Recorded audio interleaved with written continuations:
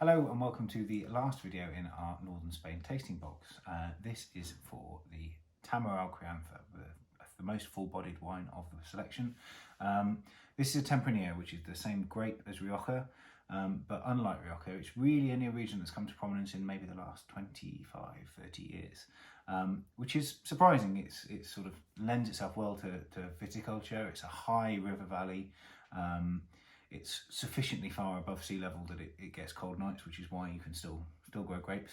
But it's a different character entirely from Rioja. So this particular wine, is a marvellous example, but it spends 14 months in oak, and it's a 60%, 40% American and French oak, which means you get some of the sweeter, vanilla-y, slightly coconutty character of the American oak, and then you get this toasty smoke notes from the French oak.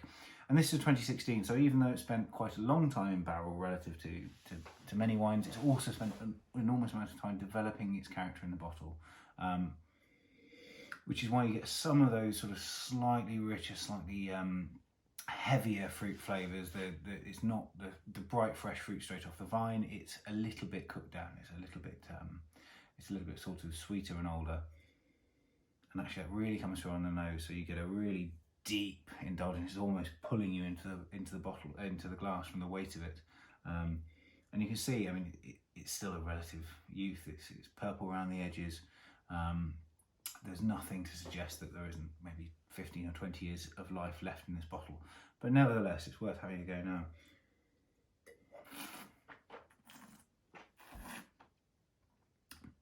now. So there's some of that unmistakable kind of berryish, cherryish fruit that you do see in Rioja. This is a hallmark of Tempranillo. But what you don't get is that overpowering vanilla that comes through. So one of the hallmarks of Rioja is the American oak. This really is a much more grown-up drink, and it's definitely a drink for the ages. I'm a huge Rioja fan. It's just a different thing. So this is bearing that kind of longevity-driven influence. It's something. It's a wine. It's a wine for keeps. So this is the 2016. It's drinking beautifully in 2021. It'll be drinking beautifully in 2031. It'll be a different beast, but it's glorious. So this is the kind of wine that you're looking at to go with maybe barbecue meat, something with a little bit of a sear on it, anything that's got those nice bitter characteristics on the edge, anything with a kind of deep irony character as well. It's